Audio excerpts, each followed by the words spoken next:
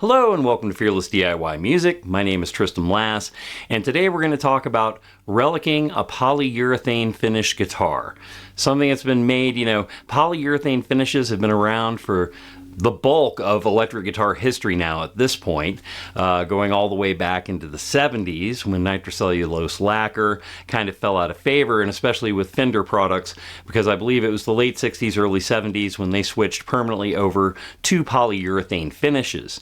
It is widely believed that a polyurethane finish does not, take on the kind of age that a nitro finish does.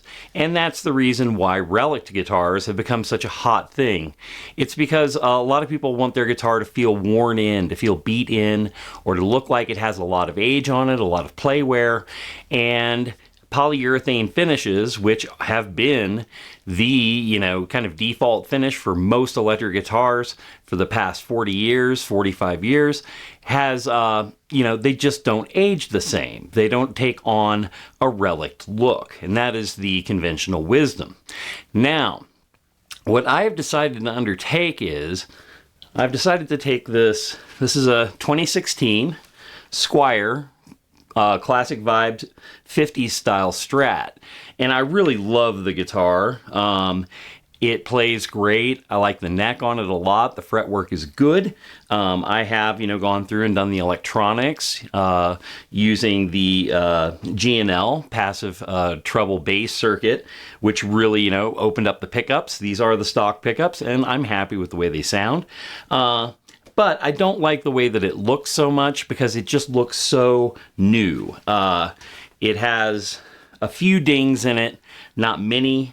It came with one right there on the 13th fret. That's actually a pretty bad, break in the finish right there on the 13th fret. I've hidden it to a certain extent at this point, and that's when I first got the guitar. Now my idea is I would like it to look like I've played it for the past 30 years. Fortunately, I have a test case guitar to work off of to attempt my relic of this, this is a Chinese-made polyurethane finish guitar. I'm sure the finish on it's quite thick. It is not going to take on age very easily on its own. I am getting up there in years. I don't play live anymore. There's no way I'm going to beat this guitar in just playing it around the shop and in the studio. So, I want to relic it. But am I going to be going after something like, a crazy, this is like a 1958 Stratocaster that has, been through the ringer and refinished 4 times and things like that with virtually no finish left on the neck? I think that would be an unrealistic attempt at trying to do a polyurethane relic on a relatively budget instrument. So I have, as I just said a few moments ago, a test case guitar. And we're going to look at it. This is my 1982 Squier Strat. I know it says Fender on the headstock, but that's my own forgery that I did to kind of pass it off as being a Fender. I just like seeing the Fender logo. And I may put a Fender logo on the other Squier there once I get done with the relic job. So, when I bought this guitar, it looked like this one. It had virtually no play wear on it.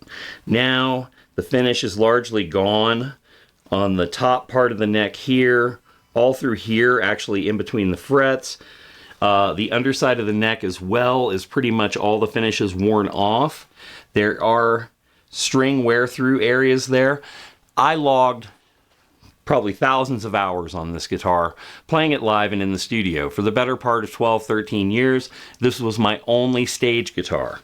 It got dropped. There are there's chunks of finish missing. There's a big chunk of finish missing right here in the neck heel area. There's all sorts. There's another compromised area here. And there's all sorts of pock marks in it. There's lots of evidence of use. The pick guard is very scratched up. The bridge has, you can't see it right now. You can't see it very close with the camera, but if you look closely, it has all sorts of rust pitting in it. The headstock has all kinds of nicks and imperfections in the finish as well. So it looks like and feels like a very beat-in guitar, specifically the neck. The neck has been, I have worn this polyurethane off of this neck over time. So the idea is that I can look at this guitar and I can go, okay, well, these are things that happened to this guitar over the 35 years that I've had it, and kind of go ahead and use it as a template for how I'm going to wear this guitar down. When I look at the finish on it, it has just a million scratches all through it, very fine scratches. So the idea will be that we're going to take this guitar and we're going to go component by component on it. Let me go ahead and put this one back down and pick this Squier back up. This is our 2016 Classic Vibe 50s. And what I'm going to do is I'm going to go in 3 parts. There will be 3 videos.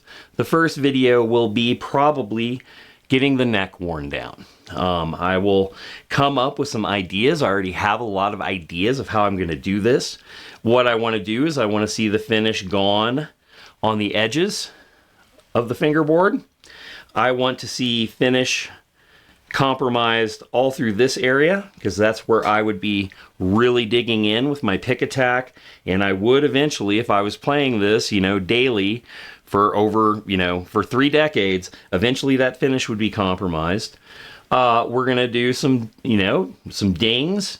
I'm gonna put some dings in the back of the neck as well. This guitar has divots all along the back of the neck, and they feel very familiar. It's almost like I know what fret I'm on, because I can feel like the compromise in the finish. So we're gonna go through and just kind of do those things. Try to overall get the really high gloss polyurethane look of it, kind of, you know, wear that out.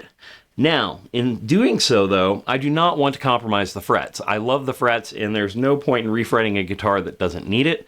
So we're going to have to be really careful about choosing what methods we use to try to beat this neck in and maintain the factory frets that are currently installed.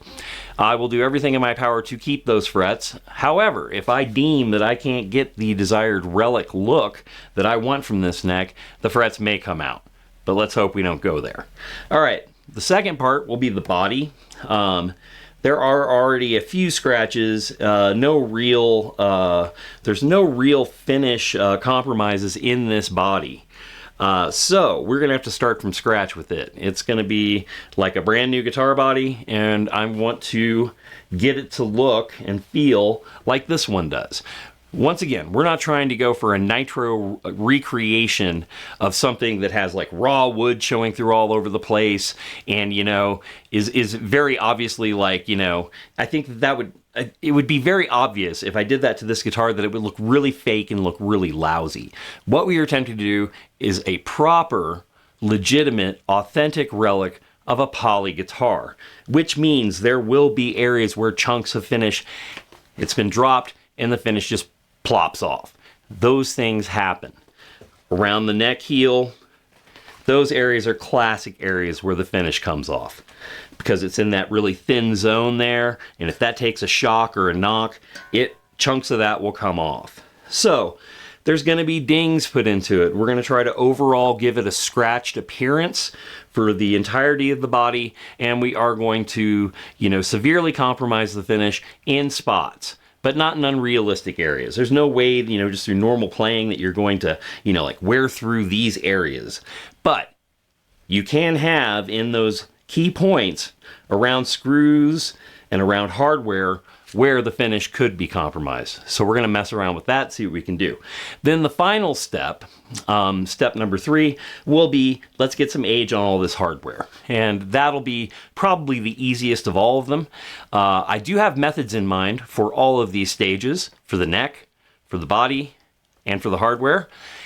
There will be 3 videos, and then we'll do kind of a final wrap-up video where I put the guitar all back together with the 3, you know, with those 3 processes completed, and we'll take a look at the final product.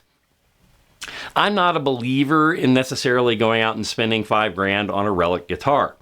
However, I am a believer in the idea that a beat-in used instrument feels better than a brand spanking new instrument in my hands.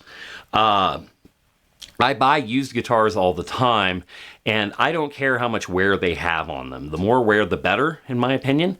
I like an instrument that feels like it's been played a lot. I have a handful of guitars, like this black one right here, this black Strat, that I have beaten in myself over the period of a long period of time. And I just don't have the luxury of that kind of time anymore, and not playing live, this guitar is not going to be out in the wild. It's going to be sitting on my wall. So let's see if we can make it look like I've been playing it for 35 years and it's seen a lot of stage abuse. And we'll see what kind of result we get. I know that there's a lot of people out there who say, oh, well, a polyurethane guitar, you know, you can't relic it or the relic will look silly. I think this guitar looks amazing with its natural play wear. I think there is a way to relic a new polyurethane guitar to look like a 35-year-old polyurethane guitar. You can't pretend that you're going to go and get that nitro thing, but we can do a good job making this guitar feel like home, like it's been beat in, and especially on the neck. I know that there's methods we can use that will make this neck feel as if I've been playing it forever. All right. Well, thank you so much for watching this video. I hope you come on the multi-part journey with me as we relic this Classic Vibe 50s Squier Strat 2016. And let's see if we can, you know, inspire other people to be like, well, maybe we shouldn't just, you know, sleep on the polyurethane relicing. Maybe there's just a different method to go about doing so. All right. If you watched this point in the video, please hit the subscribe button, like, share, and in the comments, am I silly for doing this? Should I just be happy with the guitar the way it is? Or is it worth experimenting with? All right. And in the comments also, any advice that you have, anybody who's done this before, or any techniques that I should try that maybe I haven't thought of yet. All right, we'll see you next time. Hit subscribe and take care.